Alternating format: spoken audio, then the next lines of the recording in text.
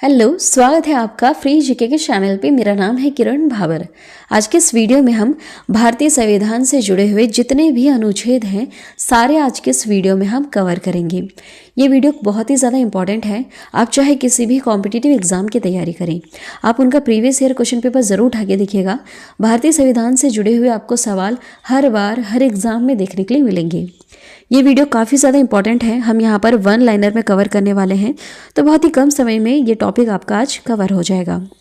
तो चलिए शुरू करते हैं आज के इस टॉपिक को, भारतीय संविधान टॉपिक को। देखिए, वर्तमान समय में संविधान में 22 भाग हैं। कितने भाग हैं याद रखिएगा, 22 भाग हैं। 395 अनुच्छेद है, 395 अनुच्छेद हैं और 12 अनुसूचियां हैं। ध्यान दीजिएगा, काफ़ी ज़्यादा इंपॉर्टेंट।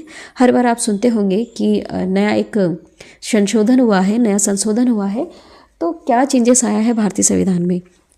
शुरू से ही देख रहे हैं हम 395 अनुच्छेद पहले भी थे, अभी भी हैं, तो बदलाव कहाँ पर आते हैं ध्यान से सुनिएगा। जब भी अनुच्छेद एक नया जोड़ा जाता है, तो मान लीजिए एक नया अनुच्छेद जोड़ रहे हैं अभी, तो इस तरह से जुड़ेगा। 368 के क में जोड़ दिया जाएगा, या फिर क पहले से ही है तो उसको ख में जोड़ दिया जाएगा। इस तरह से जोड़े जाते हैं। तो आप देखेंगे 395 अनुच्छेद पहले भी थे और अभी भी हैं, इसमें कोई बदलाव नहीं आता है। 22 भाग पहले भी थे, अभी भी हैं। 395 अनुच्छेद पहले भी थे, अभी भी हैं। और 12 अनुसूचियाँ, पहले 8 अनुसूचियाँ थी। जब ये बन के तैयार हुआ था हमारा भारतीय संविधान, तब 8 अनुसूचियाँ थी। अब कितनी अनुसूचियाँ हैं? 12 अनुसूचियाँ हैं, याद रखिएगा। ठीक है, तो इसमें अनुच्छेद में बदलाव नहीं होते हैं। बदलाव कहाँ होते हैं? क घ घ इसमें जोड़ दिया जाता है। 395 पहले भी था, अभी भी है और फ्यूचर में भी रहेगा। चलिए अब शुरू करते हैं। देखिए, हम इसे एक साथ नहीं पढ़ सकते, एक साथ हमें चीज़ें नहीं समझ में आएंगी, तो इन्हें भागों में बांटा गया है। भागों में इसको बांटा गया है। जैसे भाग 1 जो है, इस तरह से टोटल अभी कितने भाग हैं? 22 भाग हैं। ठीक है, तो भाग 1 में क्या लिखा हुआ है? अनुच्छेद 1 से लेकर 4 इसमें डाल दिए गए हैं अनुच्छेद। और भाग 1 क्या कहता है कि संघ एवं उसका राज्य क्षेत्र के बारे में आपको इसमें पढ़ने के लिए मिलेगा। भाग ए में आपको संघ एवं उसका राज्य क्षेत्र के बारे में पढ़ने के लिए मिलेगा, जो अनुच्छेद 1 से लेकर 4 तक इसमें उल्लिखित है। चलिए देखिए, अनुच्छेद 1 क्या कहता है? पहला वाला क्या कहता है? संघ और उसके राज्य क्षेत्र। ये जो हमारा भारत देश है, इसके बारे में इसमें लिखा हुआ है कि जो ये भारत देश है, यह राज्यों का संघ है। अनुच्छेद पहला कहता है। अनुच्छेद दूसरा क्या कहता है? इसमें नए राज्यों की स्थापना का प्रावधान है। नए राज्य इसमें हम कर सकते हैं। तीसरा अनुच्छेद कहता है कि राज्यों की सीमा और नाम में परिवर्तन का प्रावधान है। आपने देखा होगा कि राज्य सीमा, जैसे बहुत सारे राज्य हैं जो एक दूसरे से टूटकर बने हैं। जैसे तेलंगाना पहले नहीं था, ये आंध्र प्रदेश से अलग होकर बना है। तो हो सकता है ऐसे सीमा में बदलाव किया जा सकता है और नाम में परिवर्तन, नाम भी इनके राज्यों के बदल सकते हैं। अनुच्छेद जो चौथा है, यह क्या कहता है? पहली और चौथी अनुसूची। देखिए, अनुसूचियाँ अलग हैं। जैसे कि अभी मैंने आपको बताया 12 अनुसूचियाँ, मैं आपको वैसे भारतीय संविधान पूरा पढ़ा चुकी हूँ। 12 अनुसूचियाँ जो हैं, सब में कुछ ना कुछ लिखा है। प्रथम सूची जो अनुसूची है उसमें कुछ और लिखा है, जो द्वितीय अनुसूची है उसमें कुछ और लिखा है, तृतीय, चौथी, पांचवी, छठी, इस तरह से जितनी भी अनुसूचियाँ हैं उसमें कुछ ना कुछ लिखा हुआ है। ठीक है, तो अगर आप चाहें डिटेल में और पढ़ना, तो वैसे मैंने भारतीय संविधान की एक अलग से ही प्लेलिस्ट बना रखी है, वहाँ पर हमने अनुसूचियाँ कवर कर रखी हैं। तो देखिए इसमें क्या लिखा हुआ है। अनुच्छेद 4 क्या कहता है कि पहली और जो चौथी अनुसूची है, इसके संशोधन तथा अनुपूरक विषयों पर उपबंध करने के लिए अनुच्छेद 2 और 3 के अधीन विधियाँ। ठीक है, यह लिखा हुआ है। ये इतना ज़्यादा इंपॉर्टेंट नहीं है। जो बहुत ही ज़्यादा इंपॉर्टेंट है उन्हें आप ज़रूर ध्यान दीजिएगा। क्वेश्चंस यहीं से ही एग्जाम में आते हैं। बहुत सारे अनुच्छेद हैं, इसमें से गिने चुने ही ऐसे कुछ हैं जो बार बार रिपीट होते हैं और उन पर ही हम आज ज़्यादा जोर देने वाले हैं। नेक्स्ट देखिएगा, भाग दूसरा क्या कहता है? इसमें नागरिकता का प्रावधान है, जो अनुच्छेद 5 से लेकर 11 इसमें है। ठीक है, समझ में आ रहा है आपको? इसका मतलब जो भाग दूसरा है, इसमें नागरिकता के बारे में लिखा हुआ है, अनुच्छेद 5 से लेकर 11। देखिए, अनुच्छेद 5वां क्या कहता है? संविधान की शुरुआत में नागरिकता का प्रावधान है। अनुच्छेद 6 कहता है पाकिस्तान से भारत आने वाले व्यक्तियों की नागरिकता के बारे में प्रावधान है कि जो व्यक्ति है, कोई भी व्यक्ति है पाकिस्तान से जो भारत आया है, वो कितने समय तक भारत में रहेगा, जब जाकर उसको भारत की नागरिकता मिलेगी। ये सारी चीज़ें आपको अनुच्छेद 6 में देखने के लिए मिलेगी। अनुच्छेद 7 क्या कहता है? भारत से पाकिस्तान जाने वाले नागरिकता का प्रावधान है। ये जो अनुच्छेद 6 और जो 7 है ना, ये एक्चुअली उस समय के हिसाब से देखकर लिखा गया था जब भारत और पाकिस्तान के बीच में बंटवारा हुआ था। उस सिचुएशन को देखकर यहाँ पर लिखा गया था कि जो भारत का निवासी है उसे हम इंडियन की नागरिकता कैसे दें, या फिर जो पाकिस्तान जा चुका है, पाकिस्तान से जो भारत में आया उसको हम नागरिकता कैसे दें कि भारत का है। इस तरह से यहाँ पर कुछ बहस छिड़ी थी, तो अनुच्छेद 6 और 7 यहाँ पर लिखा गया था, उस सिचुएशन के हिसाब से लिखा गया था। देखिए अनुच्छेद 8 क्या कहता है? भारत के बाहर रहने वाले प्रवासियों के नागरिक के अधिकार के बारे में। अनुच्छेद 9 क्या कहता है? विदेशी नागरिकता लेने पर भारत की नागरिकता से वंचित का प्रावधान है। अगर दूसरे देश की नागरिकता ले लेता है तो क्या भारत की रहेगी या नहीं रहेगी, या फिर भारत देश के जो बाहर रह रहे हैं, प्रवासी हैं, मतलब मजदूरी वगैरह के लिए बाहर जाते हैं या फिर जॉब वगैरह जो भी कर रहे हैं, उनके बारे में, उनकी नागरिकता के बारे में अनुच्छेद 8 में लिखा हुआ है। अनुच्छेद 10 क्या कहता है? नागरिकता के अधिकार बने रहने के लिए, कि कब तक वो भारत देश का नागरिक बना रहेगा, क्या ऐसा होना चाहिए, उसमें क्या विशेष होना चाहिए। ठीक है, अगर मान लीजिए टेररिस्ट वगैरह बन चुका है तो इस तरह से नागरिकता ऐसे लोगों को नहीं मिलेगी, है ना। इस तरह के कुछ प्रावधान यहाँ पर लिखे हुए हैं। अनुच्छेद 11 क्या कहता है? संसद द्वारा नागरिकता अधिकार कानूनों का विनियम का प्रावधान है। इसमें संसद द्वारा नागरिकता अधिकार कानूनों का यहाँ पर प्रावधान आपको देखने के लिए मिलेगा अनुच्छेद 11 में। भाग 3 यहाँ पर आपको मौलिक अधिकार के बारे में पढ़ने के लिए मिलेगा, अनुच्छेद 12 से लेकर 35, 12 से लेकर 35 के बीच में। देखिए अनुच्छेद 12 क्या कहता है? राज्य की परिभाषा, राज्य की परिभाषा। अनुच्छेद 13 कहता है मौलिक अधिकारों पर नियंत्रण करने की विधियाँ।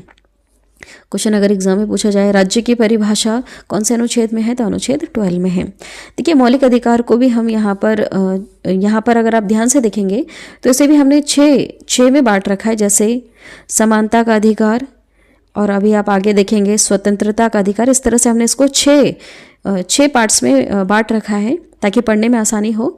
तो देखिए समानता का अधिकार आपको अनुच्छेद 14 से लेकर 18 में पढ़ने के लिए मिलेगा। अनुच्छेद 14 क्या कहता है? कानून के समक्ष समानता, सब कानून के सामने सेम है। ठीक है। अनुच्छेद 15 कहता है धर्म, जाति, लिंग, जन्म स्थान आदि के आधार पर भेदभाव नहीं होगा। अनुच्छेद 16 कहता है कि लोक नियोजन के अवसरों में सभी को समानता मिलेगी। अनुच्छेद 17 कहता है अस्पृश्यता का अंत, जो पहले किया जाता था उसका अंत हो गया है, अब ऐसा नहीं कर सकते। ठीक है, अगर ऐसा होता है तो यहाँ पर भी कानून बने हुए हैं। अनुच्छेद 18 कहता है उपाधियों का अंत, पहले उपाधियाँ दी जाती थी, अंग्रेज वगैरह उपाधि देते थे। ठीक है, जैसे आपने बहुत सारी उपाधियाँ सुनी होगी, किसी को सर की उपाधि मिली है, इस तरह से कुछ अलग अलग से टाइटल्स दिए जाते थे ना, वो सारी चीज़ें अब नहीं हैं, अब इनका अंत हो चुका है। नेक्स्ट देखिएगा, अभी हम उसी में ही पढ़ रहे हैं, ध्यान दीजिएगा, अभी हम भाग 3 में ही पढ़ रहे हैं। भाग 3 में जो दूसरा पार्ट है स्वतंत्रता का अधिकार, अब हम इसमें पढ़ेंगे। अनुच्छेद 19 से लेकर 22 क्या कहता है? अनुच्छेद 19 कहता है कि बोलने और अभिव्यक्ति की आज़ादी है। देखिए इसमें भी बहुत सारे हैं, 19 इसमें ABCD से लेकर आपको G तक पढ़ने के लिए मिलेगा। अनुच्छेद 19 का ये क्या कहता है? बोलने की स्वतंत्रता, अभिव्यक्ति की स्वतंत्रता है इसमें। अनुच्छेद 19 का भी कहता है शांतिपूर्वक बिना हथियारों के कहीं पर इकट्ठा आप हो सकते हैं। जैसे आपने देखा होगा धरना दे देते हैं बहुत सारे लोग, डॉक्टर्स धरना दे देते हैं, या फिर ऑटो रिक्शा वाले, या फिर बहुत सारे ऐसे हैं जो धरना देते हैं, तो ऐसा कर सकते हैं, लेकिन शांतिपूर्वक होना चाहिए और बिना हथियारों के होना चाहिए। ठीक है। अनुच्छेद 19 का C क्या कहता है? संगठन या संघ बनाने की स्वतंत्रता है। ठीक है, आप संगठन बना सकते हैं, आप संघ बना सकते हैं, बहुत सारे आपने ग्रुप्स वगैरह देखे होंगे जिनके अलग अलग से नाम हैं, तो ऐसा बना सकते हैं। ठीक है, लेकिन देश विरोधी नहीं होना चाहिए। देखिए अनुच्छेद 19 का D क्या कहता है? देश के किसी भी भाग में आने जाने की स्वतंत्रता है। ठीक है, आप देश के किसी भी हिस्से में आ जा सकते हैं, कोई रोक टोक नहीं है। अनुच्छेद 19 का E क्या कहता है? देश के किसी भी क्षेत्र में रहने की आपको स्वतंत्रता है। ठीक है, आप किसी भी राज्य में जाकर वहाँ पर बस सकते हैं। अनुच्छेद 19 का जी क्या कहता है? देखिए, जो इंपॉर्टेंट है हम वही पढ़ रहे हैं। यहाँ पर आप देख सकते हैं कुछ कुछ यहाँ पर मिस भी है, तो जो बहुत ही ज़्यादा इंपॉर्टेंट है उसे हम कवर करते जाएंगे। देश के किसी भी हिस्से में व्यापार करने की स्वतंत्रता है, अनुच्छेद 19 का जी कह रहा है। ठीक है, अनुच्छेद 20 क्या कहता है? देखिए, अपराधों के दोष सिद्धि के संबंध में यहाँ पर संरक्षण है। अनुच्छेद 21 कहता है प्राण और दैहिक स्वतंत्रता का अधिकार, जीने का अधिकार है। अनुच्छेद 21 का ए कहता है शिक्षा का अधिकार है। ये 86वां संविधान संशोधन के तहत ये जोड़ा गया है। जैसा अभी मैंने आपको बताया था कि देखेंगे आप, अनुच्छेद 21 तो पहले से ही था, बाद में इसमें 21 का ए जोड़ दिया गया। ये संविधान संशोधन के तहत जोड़ा गया है। संशोधन करना मतलब कुछ ना कुछ बदलाव करना। जैसे कि आप देख रहे होंगे कि बहुत सारे बदलाव आ रहे हैं, बहुत सारे अलग अलग युग देखने के लिए मिल रहे हैं, तो उसके हिसाब से बदलाव भी ज़रूरी है। तो बदलाव के हिसाब से जो भी चेंजेस आते हैं, जो भी संशोधन वगैरह आते हैं, उसे हम कहाँ जोड़ते हैं? किसी में भी ए या बी करके जोड़ दिया जाता है। अगर ए बी पहले से ही है तो सी डी करके जोड़ दिया जाएगा। इस तरह से यहाँ पे जोड़ा जाता है। देखिए, अनुच्छेद 22 क्या कहता है? कुछ दशा में गिरफ्तारी के संरक्षण, गिरफ्तारी से संरक्षण है। इसके बारे में कुछ प्रावधान है यहाँ पर। अब देखिए, इसी में आगे हम पढ़ रहे हैं शोषण के विरुद्ध अधिकार। अब यहाँ पर भी कुछ अधिकार हैं इससे रिलेटेड। जैसे अनुच्छेद 23 से 24 में क्या कहता है? अनुच्छेद 23 कहता है कि मानव के साथ दुर्व्यवहार और बलात्कार पर प्रतिषेध। ये क्या है? इसका अर्थ हुआ मतलब छोटे बच्चों से काम नहीं करा सकते। अनुच्छेद 24 क्या कहता है?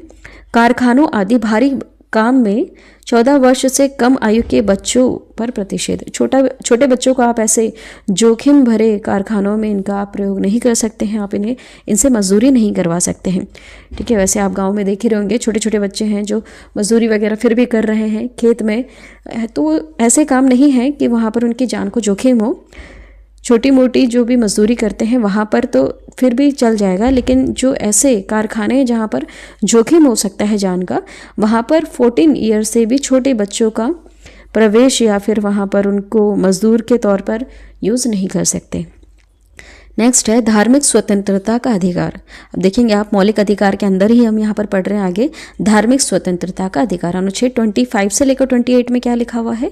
अनुच्छेद 25 कहता है अतःकरण और किसी भी धर्म को मानने और प्रचार करने की स्वतंत्रता है। ठीक है, आप किसी भी धर्म को एक्सेप्ट कर सकते हैं, किसी भी धर्म का आप प्रचार कर सकते हैं। अनुच्छेद 26 कहता है धार्मिक कार्यों के प्रबंध की स्वतंत्रता है। ठीक है, स्वतंत्रता है इसकी।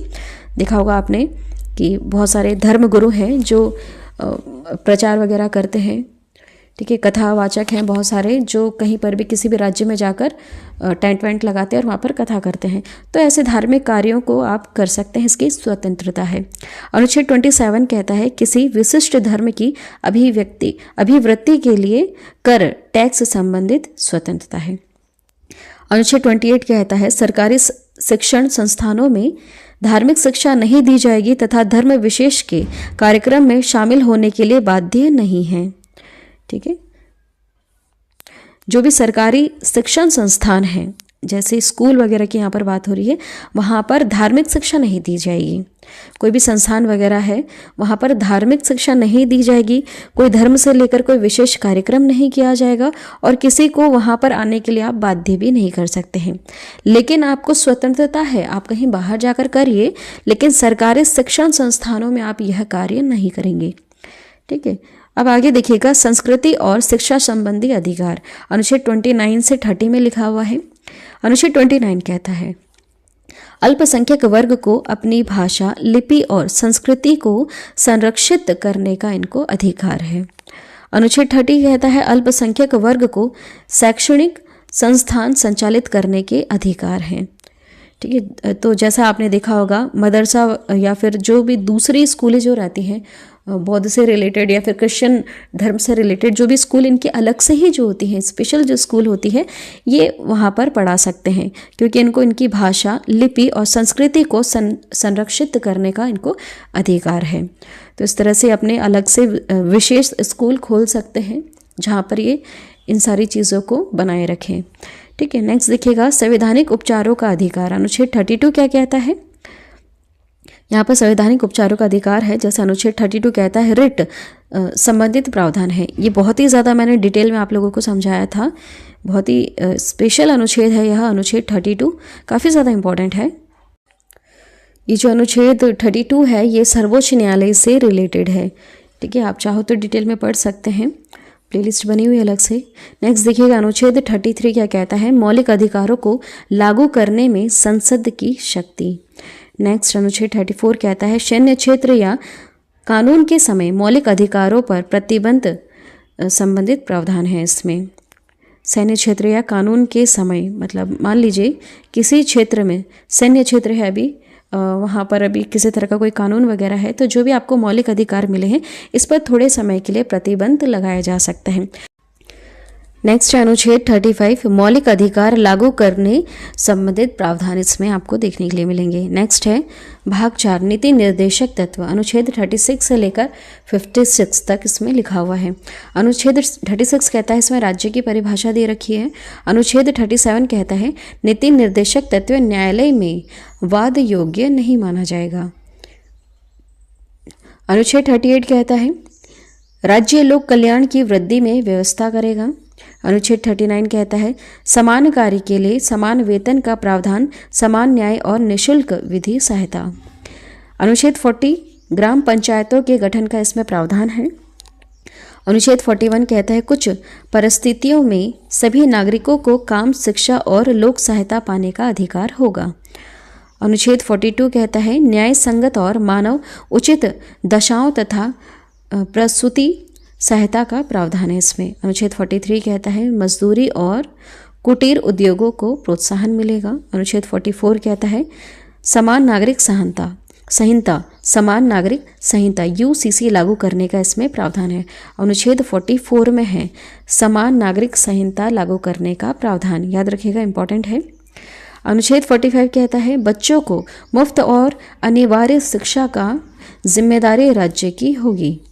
अनुच्छेद 46 कहता है अनुसूचित जाति, जनजाति और अन्य वर्गों के शिक्षा और अर्थ संबंधी हितों का इसमें प्रावधान है।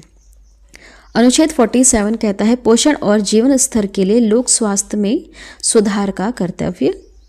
अनुच्छेद 48 कहता है कृषि और पशुपालन संबंधी इसमें संबंधित प्रावधान है। बहुत ज़्यादा डिटेल में है, वैसे जितने भी अनुच्छेद अभी हम पढ़ रहे हैं ना यहाँ पर, वैसे तो हम एक एक लाइन में पढ़ रहे हैं, लेकिन जब इसे हम डिटेल में पढ़ते हैं तो इसके पीछे बहुत सारी चीज़ें होती हैं पढ़ने के लिए। देखिए अनुच्छेद 48 का ए क्या कहता है, पर्यावरण और वन्य जीवों का इसमें संरक्षण है, ठीक है। पर्यावरण से रिलेटेड आपने कुछ कानून देखे होंगे, पेड़ वगैरह नहीं काट सकते।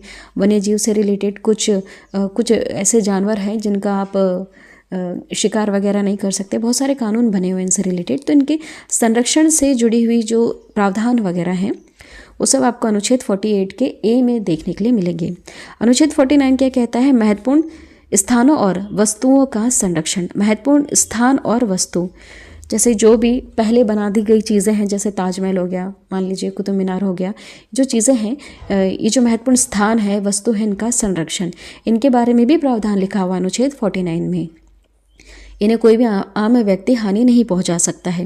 अनुच्छेद 50 क्या कहता है, कार्यपालिका और न्यायपालिका के कार्य का विभाजन है इसमें। कार्यपालिका और न्यायपालिका दोनों में क्या डिफरेंस है, ये चीज़ें मैंने आप लोगों को बहुत ही ज़्यादा डिटेल में समझाई हैं। दोनों में बहुत ही बड़ा डिफरेंस है। देखिए जो एक एक वर्ड आ रहे हैं ना, प्लीज़ आपसे रिक्वेस्ट है पहले आप इनको डिटेल में समझें, उसके बाद ही आपको भारतीय संविधान समझ में आने वाला है, क्योंकि यहाँ पर ऐसे बहुत सारे वर्ड हैं जिन्हें समझना मुश्किल है। तो मैंने बहुत ही ज़्यादा डिटेल में और बहुत ही ज़्यादा सारी चीज़ें आपको नीट एंड क्लीन वे में समझाई है। प्लेलिस्ट में आप ज़रूर जाके देखें, भारतीय संविधान समझना बहुत ही आसान हो जाएगा। नेक्स्ट है अनुच्छेद 51, अंतर्राष्ट्रीय शांति और सुरक्षा संबंधित प्रावधान इसमें आपको देखने के लिए मिलेंगे। अब देखिए भाग 4 का ए, देखिए भाग 4 अभी हमने पढ़ा था, भाग 4 भी है और भाग 4 का ए भी इसमें है। भाग 4 के ए क्या कहता है, मौलिक कर्तव्य। इसमें मौलिक कर्तव्य से जुड़ी चीज़ें लिखी हैं जो अनुच्छेद 51 के ए में डाली गई हैं। अनुच्छेद 51 का अनुच्छेद 51 का ए क्या कहता है? 11 मौलिक कर्तव्यों का इसमें प्रावधान है। 11 ऐसे मौलिक कर्तव्य हैं जिसका हमें पालन करना चाहिए। जैसे हमें हमारे भारतीय संविधान, जो हमारा भारतीय संविधान है उसकी हमें रिस्पेक्ट करनी चाहिए, उसका पालन करना चाहिए। हमारे भारत देश का जो राष्ट्र ध्वज है, राष्ट्रगान है, उसका हमें आदर सम्मान करना चाहिए।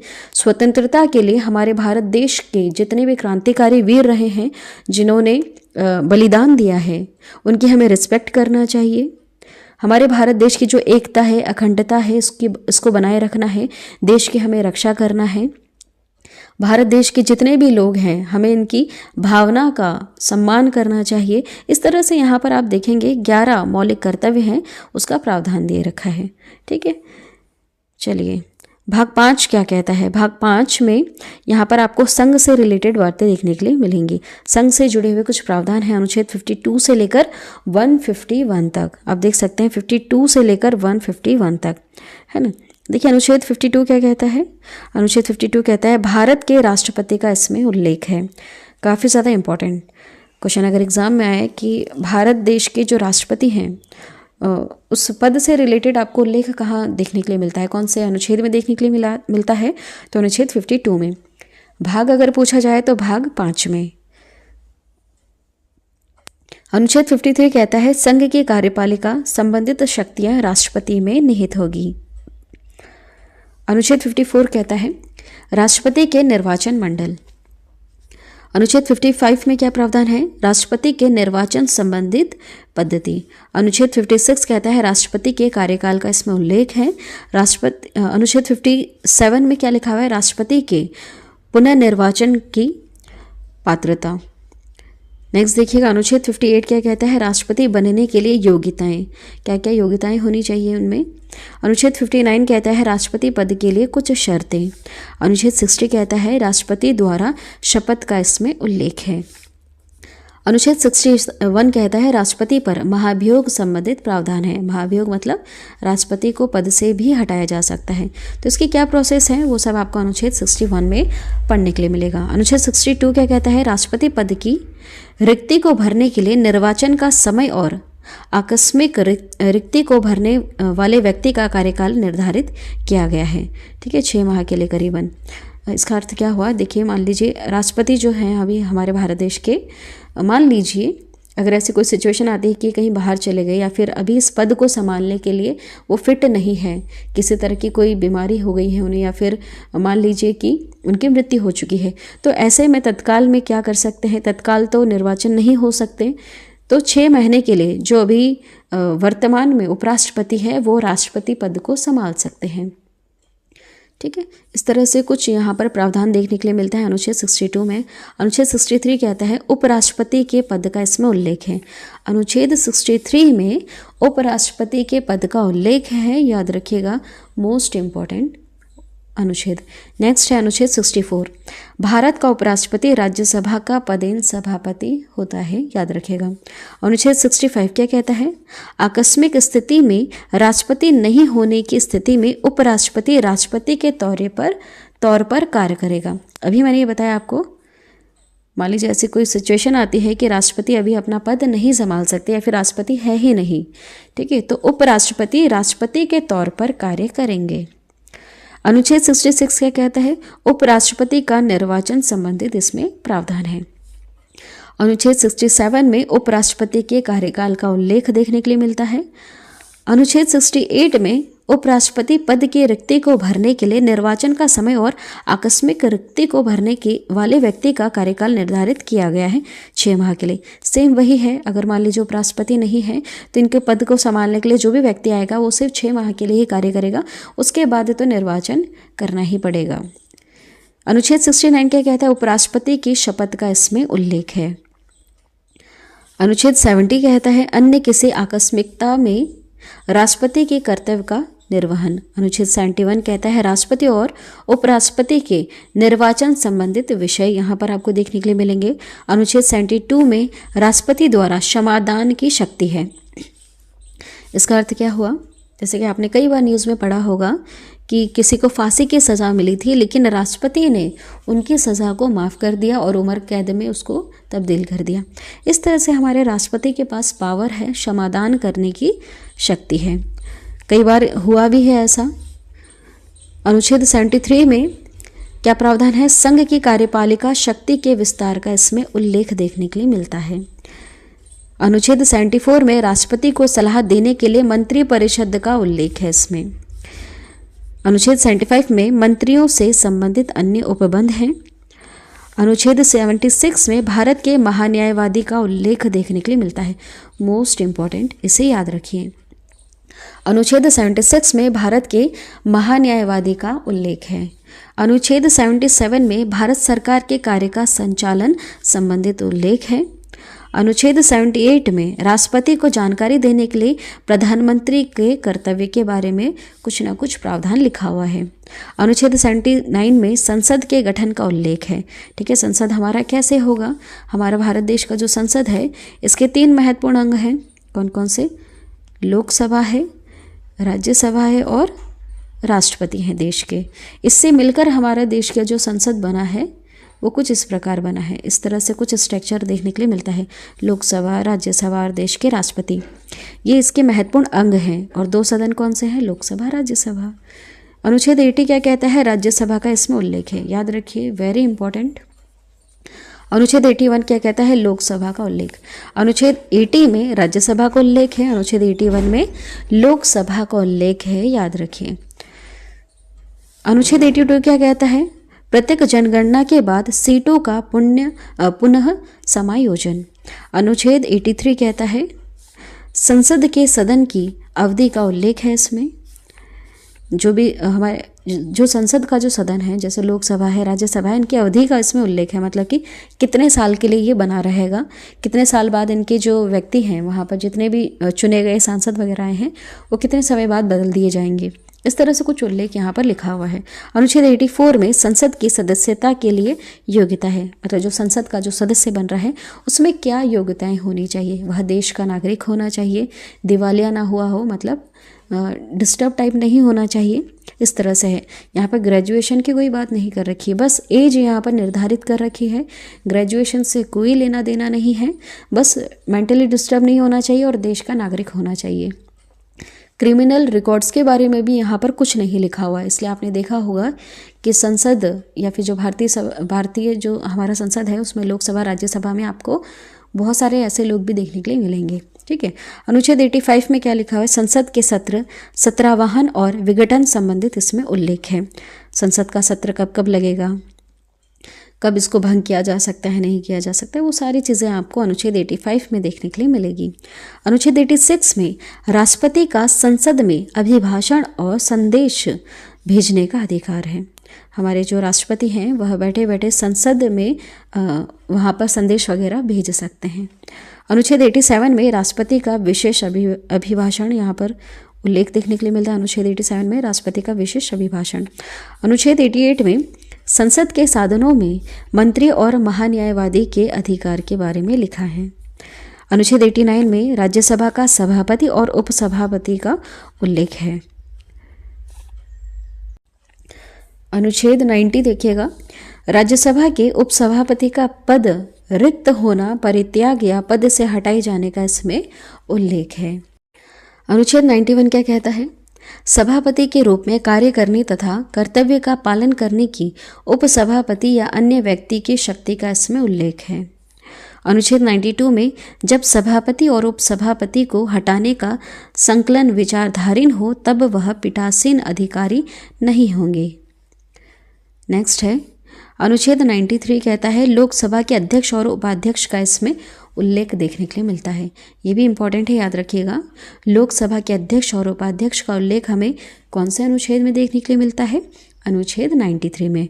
अनुच्छेद 94 क्या कहता है?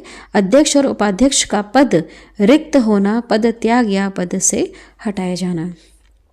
अनुच्छेद 95 में अध्यक्ष के रूप में कार्य करने तथा कर्तव्य की पालना करने के लिए उपाध्यक्ष की शक्तियों का उल्लेख है। अनुच्छेद 96 कहता है जब अध्यक्ष या उपाध्यक्ष को हटाने का संकल्प विचारधारीन हो तब वे पीठासीन अधिकारी नहीं होंगे।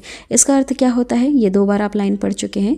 देखिए इसका अर्थ यह हुआ, मान लीजिए अभी जो लोकसभा के अध्यक्ष हैं उसको हटाने की बात चल रही है, या फिर जो उसके उपाध्यक्ष है उसको हटाने की बात चल रही है, तो जब ये इस तरह के हटाने का कोई संकल्प वगैरह विचारधारीन है तो ऐसे समय में ये लोकसभा के अध्यक्ष के रूप में कार्य नहीं कर सकते हैं।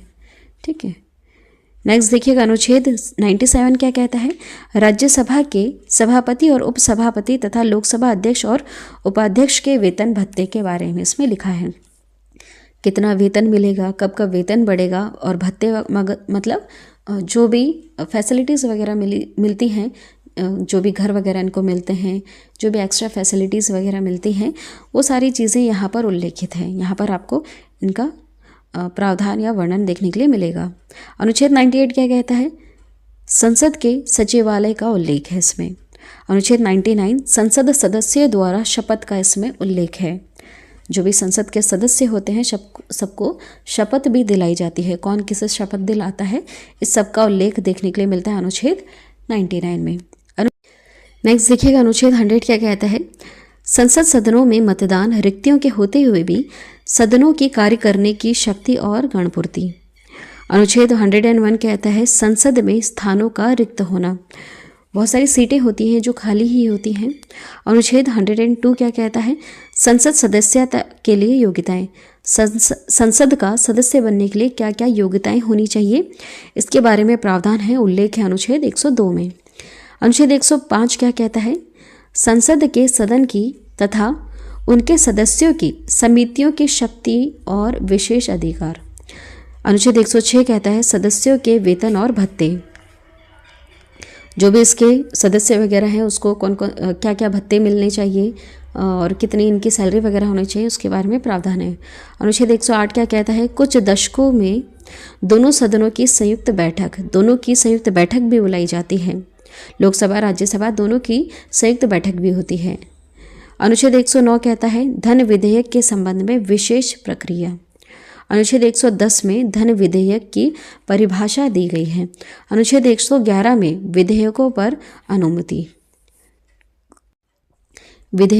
अनुमति, इसका अर्थ क्या हुआ, देखिए विधेयक क्या है, जैसे आपको पता है कानून जब भी बनेगा तो पहले उसको लोकसभा राज्यसभा से पास कराना पड़ेगा, उसके बाद हमारे राष्ट्रपति जी की मोहर लगेगी, तभी कोई विधेयक कानून का रूप लेती है। इस तरह से यहाँ पर कुछ प्रावधान लिखे हुए हैं। अनुच्छेद 112 में वार्षिक वित्तीय विवरण बजट का उल्लेख है। अनुच्छेद 113 में क्या लिखा हुआ है, अनुच्छेद 113 कहता है संसद में प्राक्कलन के संबंध में प्रक्रिया। अनुच्छेद 114 में विनियोग विधेयक। अनुच्छेद 120 में संसद के प्रयोग की जाने वाली भाषा, संसद में प्रयोग की जाने वाली भाषा का भी यहाँ पर उल्लेख है अनुच्छेद 120 में। अनुच्छेद 122 में न्यायालयों द्वारा संसद की कार्यवाही की जांच ना किया जाना। नेक्स्ट अनुच्छेद 123 कहता है राष्ट्रपति के अध्यादेश जारी करने की शक्ति है। अनुच्छेद 124 में सर्वोच्च न्यायालय की स्थापना और गठन का यहाँ पर उल्लेख मिलता है। ये भी काफ़ी ज़्यादा इंपॉर्टेंट है, याद रखिएगा। सर्वोच्च न्यायालय के स्थापना और गठन का उल्लेख कहाँ मिलता है, अनुच्छेद 124 में। अनुच्छेद 125 में न्यायाधीशों के वेतन संबंधित प्रावधान है। नेक्स्ट देखिएगा अनुच्छेद 126 में कार्यकारी मुख्य न्यायमूर्ति की नियुक्ति, यहाँ पर मुख्य न्यायाधीश की नियुक्ति के बारे में प्रावधान है।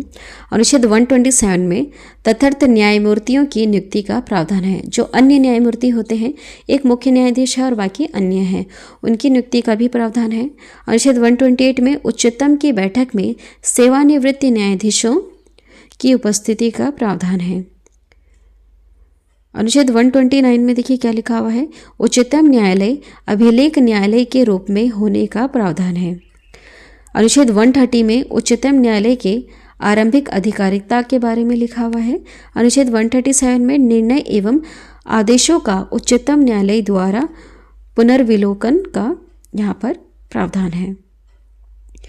अनुच्छेद 143 देखिएगा, उच्चतम न्यायालय से परामर्श करने की राष्ट्रपति की शक्ति। उच्चतम न्यायालय से परामर्श करने की राष्ट्रपति को शक्ति है। राष्ट्रपति चाहे तो सर्वोच्च न्यायालय से कुछ ना कुछ वहाँ पर विचार मशवरा कर सकते हैं। अनुच्छेद 144 में सिविल एवं न्यायिक पदाधिकारी द्वारा उच्चतम न्यायालय की सहायता में कार्य किया जाना, इस तरह से कुछ प्रावधान है। अनुच्छेद 148 में भारत के नियंत्रक महालेखा परीक्षक का उल्लेख देखने के लिए मिलता है। अनुच्छेद 149 में नियंत्रक महालेखा परीक्षक के कर्तव्य और शक्तियों का उल्लेख है। अनुच्छेद 150 में संघ के और राज्यों के लेखाओं का प्रारूप है। अनुच्छेद 151 में सपरीक्षा प्रतिवेदन के बारे में प्रावधान है। अब बात करते हैं भाग 6 की। इसमें राज्य से जुड़े हुए कुछ प्रावधान हैं। अनुच्छेद 152 से लेकर 237 तक राज्य से आपको देखने के लिए मिलेगा। उसके पहले अभी हम संघ के बारे में पढ़ रहे थे। संघ मतलब वहाँ पर अभी हम केंद्र शासित प्रदेश के बारे में पढ़ रहे थे। केंद्र शासित प्रदेश में हमारे राष्ट्रपति आते हैं, उपराष्ट्रपति आते हैं, प्रधानमंत्री आते हैं, संसद आता है। संसद में लोकसभा, राज्यसभा वो आता है। वो अभी हम पढ़ रहे थे संघ में। अब हम यहाँ पर राज्य की बात कर रहे हैं। राज्य में कौन आएगा, कौन आएगा, ध्यान से सोचिए। राज्य में कौन आता है? मुख्यमंत्री आता है, राज्यपाल आता है। वहाँ की जो संघ में जिस तरह से संसद होता है, राज्य में उस तरह से क्या होता है? विधानमंडल होता है। यहाँ पर विधानसभा होती है, विधान परिषद होता है। ठीक है, चलिए देखते हैं अनुच्छेद 152 क्या कहता है। इसमें राज्य की परिभाषा है। अनुच्छेद 153 में राज्यपाल का उल्लेख मिलता है।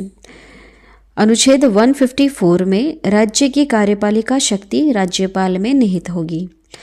जो भी चीज़ें अभी हमने वहाँ पर पढ़ी थी संघ में, वही सारी चीज़ें अभी आप राज्य में पढ़ोगे। लेकिन यहाँ पर आप अगर बहुत ही ज़्यादा ध्यान से देखें तो देखिए, संघ में हम वहाँ पर राष्ट्रपति के बारे में पढ़ रहे थे। अब यहाँ पर राज्य में हम राष्ट्रपति की जगह राज्यपाल के बारे में पढ़ेंगे।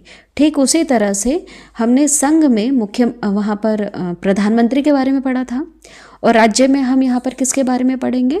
मुख्यमंत्री के बारे में पढ़ेंगे। ठीक है, आई होप ये क्लियर हो रहा होगा। देखिए अनुच्छेद 155 क्या कहता है? राज्यपाल की नियुक्ति। राज्यपाल की नियुक्ति से रिलेटेड यहाँ पर प्रावधान है। राज्यपाल की नियुक्ति कौन करता है? कौन करता है? हमारे देश के राष्ट्रपति करते हैं। अनुच्छेद 156 में राज्यपाल का कार्यकाल लिखा हुआ है। ठीक है, वैसे कोई सीमा निर्धारित नहीं है यहाँ पर। जो हमारे भारत देश के राष्ट्रपति हैं उनके कहने पे ही और उनके मन के मुताबिक ही वह वहाँ पर किसी भी राज्य के राज्यपाल बने रह सकते हैं। जब चाहे तब राष्ट्रपति उनको वहाँ से हटा सकते हैं और दूसरे राज्य का राज्यपाल बना सकते हैं। अनुच्छेद 157 में राज्यपाल की योग्यताओं से जुड़ा हुआ प्रावधान है। अनुच्छेद 158 में राज्यपाल के पद की शर्तें हैं। अनुच्छेद 159 में राज्यपाल की शपथ का उल्लेख है, याद रखिएगा। अनुच्छेद 160 में कुछ आकस्मिकताओं में राज्यपाल के कृत्यों का निर्वहन है। अनुच्छेद 161 में राज्यपाल की क्षमादान संबंधित शक्तियां हैं। ठीक है, उसी तरह से जैसा भी हमने राष्ट्रपति से जुड़ा हुआ पढ़ा था, राज्यपाल के पास भी ऐसी पावर है। नेक्स्ट देखिएगा, अनुच्छेद 162 में राज्य की कार्यपालिका शक्ति का विस्तार है। अनुच्छेद 163 में राज्यपाल की सहायता और सलाह के लिए मंत्री परिषद का उल्लेख है। देखिए, जो हमारे भारत देश के राष्ट्रपति हैं वो बहुत सारे ऐसे कार्य हैं जो बिना मंत्री परिषद के नहीं कर सकते। उनकी मतलब उनकी सहायता या फिर उनके जो भी विचार वगैरह हैं उनके बिना नहीं कर सकते हैं। ठीक उसी तरह से जो राज्य के राज्यपाल है, यह उसी राज्य की मंत्री परिषद की सलाह के बिना या सहायता के बिना बहुत सारे कार्य नहीं कर सकते हैं। इसलिए ऐसा कहते हैं कि देखा जाए तो पावरफुल कौन है? देश के प्रधानमंत्री हैं। लेकिन अगर ध्यान से भारतीय संविधान को हम पढ़े तो जो पावर्स हैं वो राष्ट्रपति के पास है, लेकिन उसका प्रयोग कौन कर रहा है? देश का प्रधानमंत्री कर रहा है। ठीक है, इसको समझने के लिए आपको ना बहुत ही ज़्यादा डिटेल में पढ़ना होगा। आगे देखिएगा, अनुच्छेद 164 में मंत्रियों के बारे में अन्य उपबंध हैं। नेक्स्ट है अनुच्छेद 165। इसमें राज्य का महाधिवक्ता, इनके बारे में कुछ प्रावधान है। राज्य का महाधिवक्ता क्या है? यह राज्य सरकार का वकील, राज्य सरकार के वकील, इनके खुद के भी वकील होते हैं, तो यह है राज्य सरकार का वकील, जिसे हम कहते हैं राज्य का महाधिवक्ता।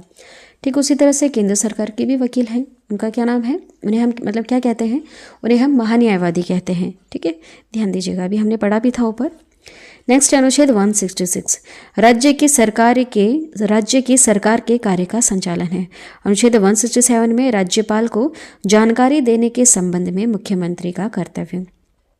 राज्यपाल तक कुछ जानकारी पहुंचानी है तो ये कर्तव्य किसका है? राज्य के मुख्यमंत्री का। अनुच्छेद 168 क्या कहता है? राज्यों के विधान मंडलों के गठन का इसमें प्रावधान है। अभी मैंने बताया जो विधान मंडल है इसमें विधान परिषद भी होती है और विधान सभा होती है। विधान सभा तो हर राज्य में मिलेगी, लेकिन विधान परिषद हर राज्य में नहीं है। चाहे तो राज्य वहाँ पर गठित कर सकते हैं या फिर है तो उसको भंग कर सकते हैं, ऐसा कुछ इसमें प्रावधान भी है। ठीक है। अनुच्छेद 169 में राज्यों में विधान परिषदों का बनाना और भंग करना, इसके बारे में प्रावधान है। देखिए, कंपलसरी नहीं है कि हर राज्य में विधान परिषद बनाई ही जाएगी, नहीं, कंपलसरी नहीं है, राज्य पे डिपेंड करता है। अगर आपके पास ज़्यादा पैसे हैं, आप सैलरी दे सकते हैं, तो आप विधान परिषद बनाइए, वहाँ पर पार्षद वगैरह आएंगे, ठीक है, उनको सैलरी वगैरह दीजिए। और अगर नहीं है आप में इतनी टेंडेंसी तो चाहो तो आप इसको भंग कर सकते हैं। अगर पहले से है तो उसको भंग कर दीजिए, या फिर नहीं है तो उसका बना दीजिए। ठीक है, इस तरह से प्रावधान है। लेकिन विधानसभा बनाना कंपलसरी है, विधान परिषद के लिए तो चॉइस है। अनुच्छेद 170 क्या कहता है? विधानसभाओं के संरक्षण का उल्लेख है। ठीक है, उसी तरह से जैसे अभी हमने पढ़ा था ना, ऊपर संसद पढ़ा था, संसद में कौन कौन था? लोकसभा, राज्यसभा और राष्ट्रपति। ठीक उसी तरह से विधान मंडल में भी विधान परिषद भी है, विधानसभा भी है, और एक और कौन है? राज्यपाल है।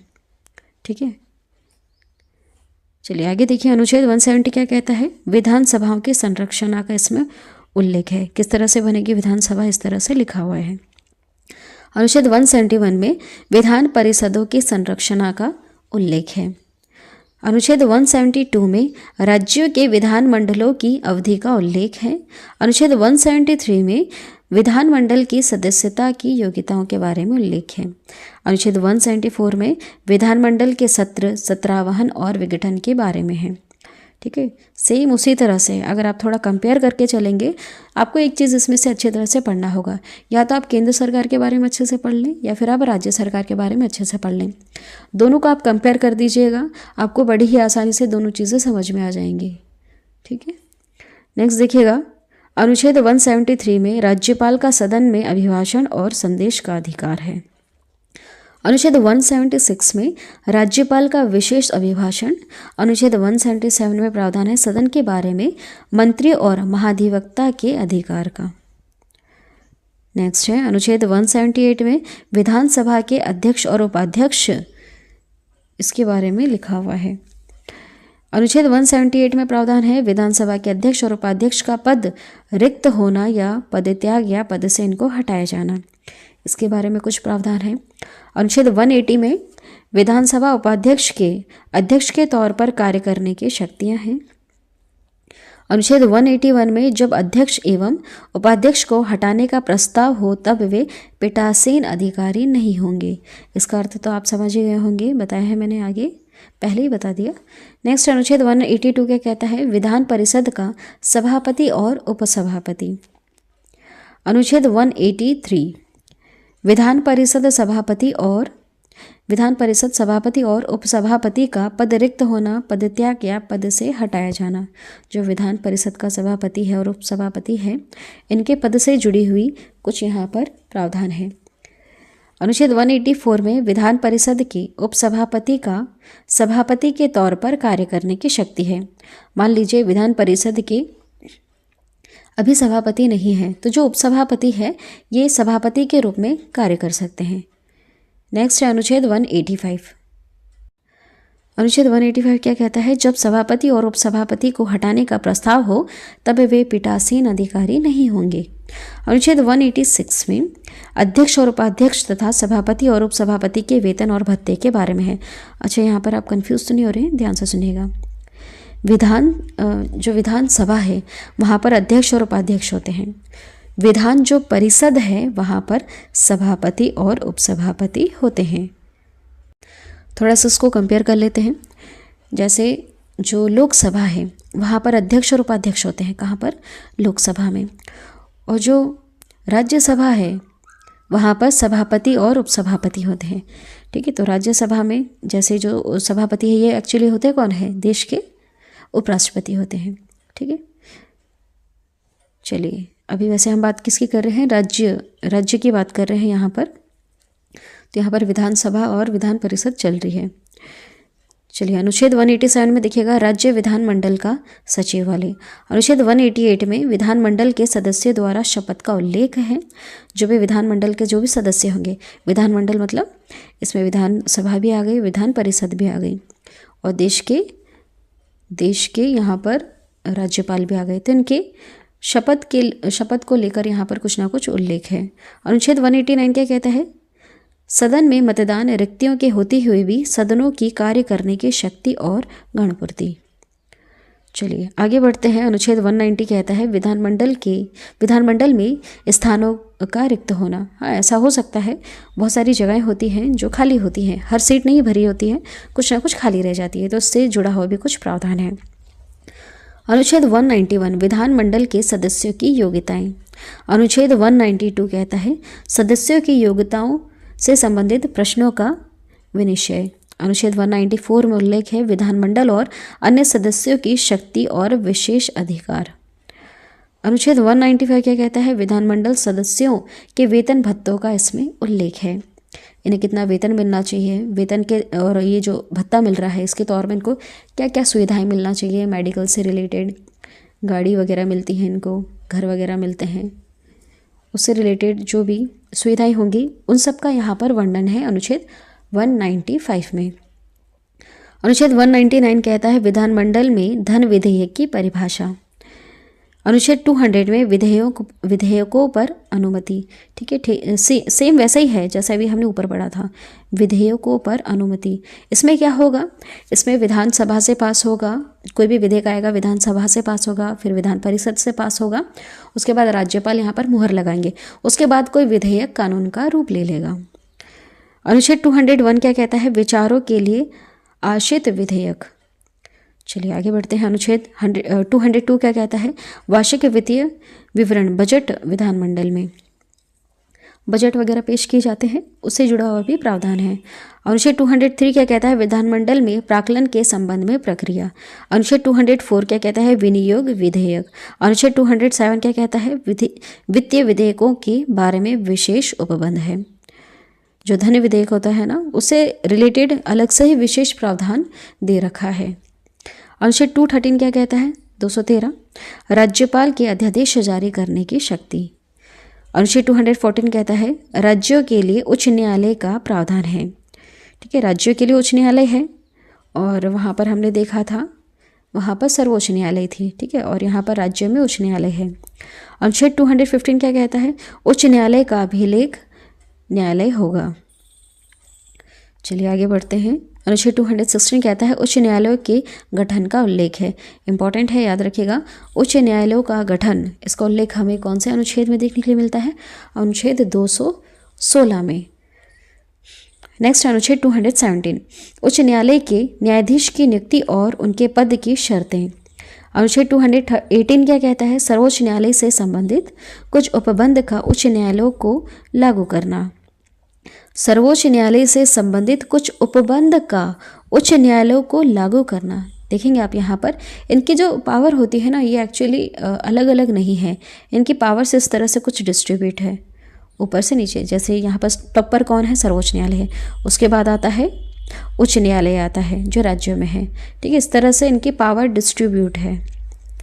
चलिए अनुच्छेद 219 में देखिएगा उच्च न्यायालय के न्यायाधीशों की शपथ के बारे में उल्लेख है। उच्च न्यायालय के जो भी न्यायाधीश होंगे उनको शपथ कौन दिलाएगा, शपथ के वक्त इन्हें क्या क्या करना होता है, उन चीज़ों का यहाँ पर उल्लेख है। अनुच्छेद 220 में स्थायी न्यायाधीश रहने के बाद अन्य विधि व्यवसाय पर रोक। अनुच्छेद 221 कहता है उच्च न्यायालय के न्यायाधीशों का वेतन, कितना इनको वेतन वगैरह मिलना चाहिए, यहाँ पर प्रावधान है। जितनी भी छोटी छोटी चीज़ें हो रही हैं हमारे भारत देश में, जो भी केंद्र सरकार करती है, जो भी राज्य सरकार करती है, पता है ये सारी चीज़ें भारतीय संविधान में लिखी गई हैं। बहुत ही छोटा छोटा लिखा हुआ है, ये सारी चीज़ें इन्हें फॉलो करना होता है, भारतीय संविधान का इन्हें पालन करना होता है। तभी एक आदर्श देश बन रहा है हमारा भारत देश। आदर्श देश तभी बनेगा अगर ये मनमानी करने लग जाएंगे। मान लीजिए उच्च न्यायालय अपना कार्य ठीक से नहीं कर रहा है, ये नहीं कर रहा है, वो नहीं कर रहा है, तो ऐसे में जो अर्थव्यवस्था है वो बिगड़ेगी। तो इन चीज़ों को लिखा गया है भारतीय संविधान में बहुत ही नीट एंड क्लीन तरीके से कि इनको फॉलो करोगे तभी हमारा भारत देश की जो अर्थव्यवस्था है वो सही चलेगी। ठीक है, तो आप देख सकते हैं यहाँ पर छोटी छोटी चीज़ें लिखी हुई हैं, इन सबको फॉलो करना होता है। ये चीज़ें केंद्र सरकार को भी फॉलो करनी है और राज्य सरकार को भी फॉलो करनी है। चलिए आगे देखिए। नेक्स्ट देखिएगा, अनुच्छेद 222 कहता है न्यायाधीश का अन्य उच्च न्यायालय में भेजना। किसी भी न्यायाधीश को किसी भी अन्य उच्च न्यायालय में भेजा जा सकता है। अनुच्छेद 223 कहता है कार्यकारी मुख्य न्यायाधीश की नियुक्ति होगी। अनुच्छेद 224 कहता है अपर और कार्यकारी न्यायाधीशों की नियुक्ति। अनुच्छेद 225 उच्च न्यायालयों की आधिकारिकता के बारे में प्रावधान करता है। अनुच्छेद 226 में उच्च न्यायालय द्वारा रिट जारी करना। अनुच्छेद 227 में सभी न्यायालयों के अधीक्षण की उच्च न्यायालय की शक्ति, इसके बारे में प्रावधान है। अनुच्छेद 228 में कुछ मामलों में उच्च न्यायालय का अंतःकरण का उल्लेख है। नेक्स्ट देखिएगा, अनुच्छेद 230 कहता है उच्च न्यायालय की आधिकारिकता का संघ राज्य क्षेत्रों पर विस्तार। इसका अर्थ क्या हुआ? देखिए वर्तमान में कितने उच्च न्यायालय हैं? 25 हैं, लेकिन राज्य इससे तो कहीं ज़्यादा है, केंद्र शासित प्रदेश भी इससे कहीं ज़्यादा है। तो कैसे होगी सुनवाई, किस तरह से होगी? तो देखिए जो भी उच्च न्यायालय हैं इनके अंडर में बहुत सारे राज्य आते हैं, इनके अंडर में बहुत सारे राज्य मिलकर भी आते हैं। तो इस तरह से यहाँ पर लिखा हुआ है कि उच्च न्यायालय की आधिकारिकता का संघ राज्य क्षेत्रों का विस्तार। ठीक है, तो इसमें राज्य बढ़ाए भी जा सकते हैं, घटाए भी जा सकते हैं। मतलब कि एक उच्च न्यायालय के अंडर में बहुत सारे राज्यों से सुनवाई हो सकती है, ऐसा अनुच्छेद 230 कहता है, यहाँ पर प्रावधान है। अनुच्छेद 231 क्या कहता है? 2 या अधिक राज्यों के लिए एक ही उच्च न्यायालय की स्थापना की गई है, ऐसा है। अनुच्छेद 233 कहता है जिला न्यायाधीशों की नियुक्ति का प्रावधान है। आगे बढ़ते हैं। अनुच्छेद 235 कहता है अधीनस्थ न्यायालय पर नियंत्रण। चलिए आगे चलते हैं। भाग 8 क्या कहता है? संघ राज्य क्षेत्र। अनुच्छेद 239 से 242 तक। अनुच्छेद 239 कहता है संघ राज्य क्षेत्रों के प्रशासन का उल्लेख इसमें देखने के लिए मिलता है। अनुच्छेद 240 में कुछ संघ राज्य क्षेत्रों के लिए भी विनियम बनाने की राष्ट्रपति की शक्ति है। अनुच्छेद 241 कहता है संघ राज्य क्षेत्रों के लिए उच्च न्यायालयों का प्रावधान है। संघ राज्य क्षेत्र का अर्थ क्या हो? यहाँ पर केंद्र शासित प्रदेश की हम यहाँ पर बात कर रहे हैं। यहाँ पर लिखा हुआ है 240 में कुछ संघ राज्य क्षेत्रों के लिए विनियम बनाने की राष्ट्रपति की शक्ति है। ठीक है, चलिए आगे बढ़ते हैं। भाग 9 और 10 में क्या लिखा हुआ है? भाग 9 में अनुच्छेद 243 कहता है पंचायतों का इसमें उल्लेख है। अनुच्छेद 244 में अनुसूचित क्षेत्रों और जनजाति क्षेत्रों का प्रशासन, इसके बारे में प्रावधान है। भाग 11 में संघ और राज्य के बीच में संबंध है, अनुच्छेद 245 से 263 तक। देखिए अनुच्छेद 245 क्या कहता है? संसद द्वारा राज्यों के विधान मंडलों द्वारा बनाई गई विधियों का विस्तार है। अनुच्छेद 248 में अवशिष्ट विधायी शक्तियों के बारे में प्रावधान है। अनुच्छेद 252 में 2 या अधिक राज्यों के लिए सहमति से विधि बनाने की संसद की शक्ति है। अनुच्छेद 254 में संसद द्वारा बनाई गई विधियों और राज्यों के विधानमंडल द्वारा बनाई गई विधियों में असंगति। नेक्स्ट है अनुच्छेद 256 राज्यों की और संघ की बाध्यता। अनुच्छेद 257 में कुछ दशाओं में राज्यों पर संघ का नियंत्रण। अनुच्छेद 262 में अंतर्राज्यीय नदियों की जल संबंधी विवादों का न्याय निर्वहन। अनुच्छेद 263 में अंतर्राज्यीय विकास परिषद के गठन का उल्लेख है। भाग 12 में क्या है? वित्तीय संपत्ति, संविदाएं और वाद। अनुच्छेद 264 से लेकर 300 के ए तक आपको देखने के लिए मिलेगा। देखिए अनुच्छेद 266 क्या कहता है? भारत की संचित निधि का इसमें उल्लेख है। अनुच्छेद 267 में आकस्मिक निधि के बारे में उल्लेख है। ये एक्चुअली है क्या? देखिए यहाँ पर पैसे से जुड़ी हुई वित्तीय संपत्ति, संविदाएं और वाद से जुड़ा हुआ यहाँ पर प्रावधान है। जब भारत सरकार जब सैलरी बांटती है तो वो जो पैसा बांटेगी वो कौन सी निधि से बांटेगी, इस चीज़ का उल्लेख है। जितने भी वहाँ पर मान लीजिए राष्ट्रपति हैं, उपराष्ट्रपति, इनको जो पैसा मिलेगा, वेतन भत्ते मिलेंगे, वो सब कौन सी निधि से इनको पैसे मिलेंगे, वो सारी चीज़ें यहाँ पर आपको देखने के लिए मिलेगी। ठीक है, यहाँ पर इसका उल्लेख प्रावधान किया गया है। अनुच्छेद 267 में आकस्मिक निधि, अनुच्छेद 275 में कुछ राज्यों को संघ से अनुदान मिलना, कुछ राज्यों को संघ से अनुदान मिलेगा, यहाँ पर केंद्र से भी इनको पैसा मिलेगा कुछ राज्यों को। अनुच्छेद 276 में वृत्तियों, व्यापार, आजीविका और नियोजन पर कर, टैक्स लगाना। वैसे सरकार के पास पैसा कहाँ से आता है, वो टैक्स लगाती है, आम जनता पर टैक्स लगाती है और उससे जो भी उनको थोड़ा थोड़ा करके पैसा मिलता है वो धीरे धीरे करके बहुत ज़्यादा बड़ी अमाउंट बन जाता है और उसी का ही आगे यूज़ करते हैं, वापस ये वैसे ही जनता पर ही यूज़ कर देते हैं। ठीक है, रोड वगैरह बन जाती है, डैम्स वगैरह बन जाते हैं, तो ये सब करोड़ों जो खर्च करते हैं वो सब पैसे कहाँ से आते हैं, ये जनता से ही आते हैं, जनता के लिए ही इन पे वापस लुटा दिया जाता है। देखिए अनुच्छेद 280 में वित्त आयोग का उल्लेख है, अनुच्छेद 281 में वित्त आयोग की सिफारिशें, अनुच्छेद 292 में भारत सरकार द्वारा उधार लेना, भारत सरकार उधार लेती है।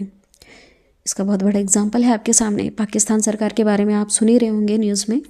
ठीक है, भारत सरकार वैसे नहीं लेती है इतना उधार, लेकिन आप देख रहे होंगे हमारे जो पड़ोसी देश हैं, श्रीलंका पर देखिए कितना सारा उधार है ना। इस तरह से जो छोटे छोटे देश हैं आसपास, उन पर बहुत सारा उधार है, ये उधार ले लेते हैं दूसरे देशों से, इस तरह से कर सकते हैं। अनुच्छेद 293 में राज्य सरकार द्वारा उधार लेना, राज्य सरकार भी उधार ले सकती है। अनुच्छेद 298 में व्यापार करने के अधिकार हैं। अनुच्छेद 299 में संविदाएं। चलिए आगे देखिए 300A का अनुच्छेद क्या कहता है, अनुच्छेद 300A का संपत्ति का अधिकार है, संपत्ति का अधिकार है। चलिए भाग 13 और 14 में क्या लिखा हुआ है, अनुच्छेद 301 कहता है भारत देश में व्यापार, वाणिज्य और समागम की स्वतंत्रता है, आप देश में व्यापार कर सकते हैं। अनुच्छेद 309 क्या कहता है, संघ या राज्यों की सेवा करने वाले व्यक्तियों की भर्ती और सेवा की शर्तें। अनुच्छेद 312 में अखिल भारतीय सेवाओं का उल्लेख है, यहाँ पर कुछ गवर्नमेंट जॉब्स के बारे में लिखा हुआ है। अनुच्छेद 313 कहता है संक्रमणकालीन उपबंध। अनुच्छेद 315 में संघ और राज्यों के लिए लोक सेवा आयोग का उल्लेख है। अनुच्छेद 316 में लोक सेवा आयोग के सदस्यों की नियुक्ति और अवधि के बारे में उल्लेख है। अनुच्छेद 323 के ए में प्रशासनिक कार्यों के लिए अधिकरण, इसके बारे में उल्लेख है। नेक्स्ट देखिएगा भाग 15, इसमें निर्वाचन से जुड़े हुए कुछ प्रावधान हैं। अनुच्छेद 324 से 329 तक यहाँ पर लिखा हुआ है। देखिए अनुच्छेद 324 क्या कहता है, चुनाव आयोग निर्वाचन के अधीक्षण, निर्देशन और नियंत्रण के लिए जिम्मेदार होगा। अनुच्छेद 326 में लोकसभा और विधानसभा के लिए निर्वाचन वयस्क मताधिकार के आधार पर होगा। अनुच्छेद 329 पर निर्वाचन संबंधी मामलों में न्यायालय के हस्तक्षेप का उल्लेख है। चलिए आगे देखते हैं भाग 16 क्या कहता है, कुछ वर्गों के लिए विशेष उपबंध है। अनुच्छेद 330 से 342। अनुच्छेद 330 कहता है लोकसभा में अनुसूचित जाति और जनजाति के लिए आरक्षण है। यहाँ पर जो भाग 16 है इसमें आपको आरक्षण से जुड़े हुए प्रावधान देखने के लिए मिलेंगे। अनुच्छेद 331 में लोकसभा में आंग्ल भारतीय समुदाय का प्रतिनिधित्व, पहले था अब तो वैसे समाप्त कर दिया गया। अनुच्छेद 332 में विधानसभा में अनुसूचित जातियों और जनजातियों के लिए आरक्षण है। अनुच्छेद 333 में विधानसभा में आंगन भारतीय समुदाय का प्रतिनिधित्व। देखिए अनुच्छेद 338 में अनुसूचित जाति एससी के लिए राष्ट्रीय आयोग का उल्लेख है। अनुच्छेद 338 के ए में लिखा हुआ है अनुसूचित जाति एसटी के लिए राष्ट्रीय आयोग। अनुच्छेद 338 के बी में अन्य पिछड़ा वर्ग ओबीसी के लिए राष्ट्रीय आयोग। अनुच्छेद 341 अनुसूचित जातियां एससी के बारे में लिखा हुआ है। अनुच्छेद 342 में अनुसूचित जनजातियां एसटी के बारे में प्रावधान है। भाग 17 में देखिएगा राज्य भाषा का उल्लेख है। अनुच्छेद 343 से 351। अनुच्छेद 343 में संघ की राज्य भाषा का उल्लेख है। 344 में राज्य भाषा के संबंध में आयोग और संसद की समिति का वर्णन है। अनुच्छेद 345 में राज्य की राजभाषा है। अनुच्छेद 346 में संघ और राज्य या दो राज्यों के बीच पत्राचार की राजभाषा। अनुच्छेद 348 में उच्चतम न्यायालय और उच्च न्यायालय में प्रयोग की जाने वाली भाषा का उल्लेख है। अनुच्छेद 351 में हिंदी भाषा के विकास के लिए निर्देश। चलिए अनुच्छेद यहाँ पर आगे बढ़ते हैं हम आगे। भाग 18 में आपात उपबंध से जुड़े हुए कुछ प्रावधान हैं। अनुच्छेद 352 से लेकर 360 तक। अनुच्छेद 352 में आपातकाल की घोषणा का उल्लेख है। वेरी इंपॉर्टेंट और कई बार एग्जाम में आ चुका क्वेश्चन, याद रखिएगा। आपातकाल की घोषणा का उल्लेख कौन से अनुच्छेद में है? 352 में। अनुच्छेद 353 में आपातकाल की घोषणा का प्रभाव। अनुच्छेद 356 में राज्य में राष्ट्रपति शासन का उल्लेख है। राज्यों में राष्ट्रपति शासन लगता है ना, उसका उल्लेख कहाँ मिलता है? 356 में। अनुच्छेद 358 में आपातकाल के दौरान अनुच्छेद 19 के उपबंधों का निलंबन का उल्लेख है। इसमें जो भी अनुच्छेद 19 में लिखा हुआ है उसका यहाँ पर निलंबन, यहाँ पर मतलब कि आपातकाल के दौरान ये सारी चीज़ें जो भी वहाँ पर स्वतंत्रता से जुड़ा हुआ लिखा हुआ था कुछ, अनुच्छेद 19 में आपने देखा था, हमने ABCD करके G तक पढ़ा था, वहाँ पर स्वतंत्रता और अभिव्यक्ति का उसमें उल्लेख था। तो यहाँ पर उसका निलंबन हो जाता है। यहाँ पर मतलब आपातकाल के दौरान ये चीज़ें ख़त्म हो जाती हैं, ऐसा लिखा हुआ है अनुच्छेद 358 में। देखिए अनुच्छेद 359 में आपातकाल के दौरान भाग 3 पर यहाँ पर निलंबन है। जो भाग 3 जो कह रहा है वो भी यहाँ पर समाप्त कर दिया जाता है। अनुच्छेद 359 के तहत आपातकाल लगेगा तब यहाँ पर भाग 3 समाप्त हो जाएगा, अनुच्छेद 19 समाप्त हो जाएगा। अनुच्छेद 360 में वित्तीय आपातकाल के बारे में उपबंध है। आगे देखिएगा भाग 19 में अनुच्छेद 361 से 367 तक लिखा हुआ है और भाग 20 में अनुच्छेद 368 पे लिखा हुआ है। देखिए अनुच्छेद 361 क्या कहता है? राष्ट्रपति राज्यपाल और राजपूतों का संरक्षण। अनुच्छेद 364 में महापतन और विमान क्षेत्रों के बारे में विशेष उपबंध है। अनुच्छेद 368 में संविधान संशोधन का प्रावधान है। वेरी इंपॉर्टेंट, याद रखिएगा। भाग 20 के अनुच्छेद 368 में है संविधान संशोधन का प्रावधान, मतलब संविधान में बदलाव किया जा सकता है। चलिए लास्ट देखिएगा भाग 21 और भाग 22। भाग 21 में अनुच्छेद 369 से लेकर 392 तक लिखा हुआ है। भाग 22 में अनुच्छेद 393 से लेकर 395 तक लिखा हुआ है। चलिए आगे बढ़ते हैं। अनुच्छेद 369 देखिएगा। राज्य सूची के कुछ विषय के संबंध में संसद को कानून बनाने की शक्ति है। राज्य सूची के कुछ विषय के संबंध में संसद को कानून बनाने की शक्ति, ये क्या है? राज्य सूची कहाँ से आया यहाँ पर? ये एक्चुअली आपको अनुसूचियों में पढ़ने के लिए मिलेगा। राज्य सूची में क्या लिखा हुआ है ये आपको कहाँ पढ़ने के लिए मिलेगा? जो हमने 12 अनुसूचियाँ अभी हमने बताया था आपको शुरू में कि कितनी अनुसूचियाँ हैं, 12 अनुसूचियाँ हैं। वहाँ पर आपको राज्य सूची के बारे में पढ़ने के लिए मिलेगा। आगे देखिएगा अनुच्छेद 370 जम्मू कश्मीर से संबंधित प्रावधान है। इसमें आपने पढ़ा होगा कि अनुच्छेद 370 का ए हटा दिया गया है, वो इससे रिलेटेड था। यहाँ पर जम्मू कश्मीर से संबंधित कुछ विशेष प्रावधान है। पूरा 370 नहीं हटा है, इसका ए हटा है, ठीक है, ध्यान से सुनिएगा। अनुच्छेद 371 में महाराष्ट्र और गुजरात के संबंध में विशेष उपबंध है। अनुच्छेद 376 में उच्च न्यायालय के न्यायाधीशों के बारे में उपबंध है। अनुच्छेद 377 में भारत के नियंत्रक महालेखा परीक्षक के बारे में उपबंध है। अनुच्छेद 378 में लोक सेवा आयोग के बारे में उपबंध है। अनुच्छेद 393 में संक्षिप्त नाम का वर्णन है और अनुच्छेद 395 में निरसन है। निरसन क्या है? जो लास्ट वाला अनुच्छेद अभी हमने देखा 395, इसमें निरसन लिखा हुआ है। इसका अर्थ क्या हुआ? एक्चुअली ये उस कानून से जुड़ा हुआ है। भारतीय स्वतंत्रता अधिनियम 1947 में जो कुछ कानून वगैरह थे उससे रिलेटेड यहाँ पर कुछ प्रावधान दे रखा है, ठीक है, जो बहुत ही ज़्यादा इम्पोर्टेंट था। उसे तो हमने आज के इस वीडियो में कवर कर लिया।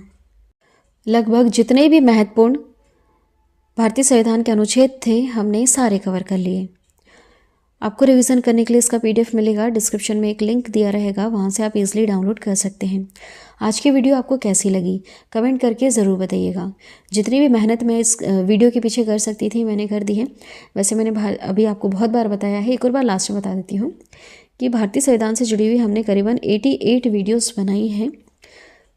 बहुत सारी वीडियोस इसलिए बनी क्योंकि हमने एक एक टॉपिक को बहुत ही ज़्यादा डिटेल में समझाया और कंपेयर करके भी बहुत बार बताया। मुख्यमंत्री और प्रधानमंत्री में क्या कंपैरिजन है, राज्यपाल राष्ट्रपति में क्या उनके बीच में क्या डिफरेंस है और क्या हम कंपेयर करके उसमें बता सकते हैं, वो सारी चीज़ें मैंने आपको बताई हैं। इसलिए बहुत सारी वीडियोज़ बनी हैं भारतीय संविधान से जुड़ी हुई। आप प्लेलिस्ट में जाइए, जो भी आपको वीडियो सर्च करनी है, जिससे भी रिलेटेड आपको किसी भी तरह का कोई डाउट है, आप सारी चीज़ें आराम से क्लियर कर सकते हैं। आज के वीडियो में इतना ही। वीडियो पसंद आई है तो प्लीज़ चैनल को सब्सक्राइब करें, बेल नोटिफिकेशन आइकन पे ऑल प्रेस ज़रूर कर दें। आज की वीडियो में इतना ही। Thank you.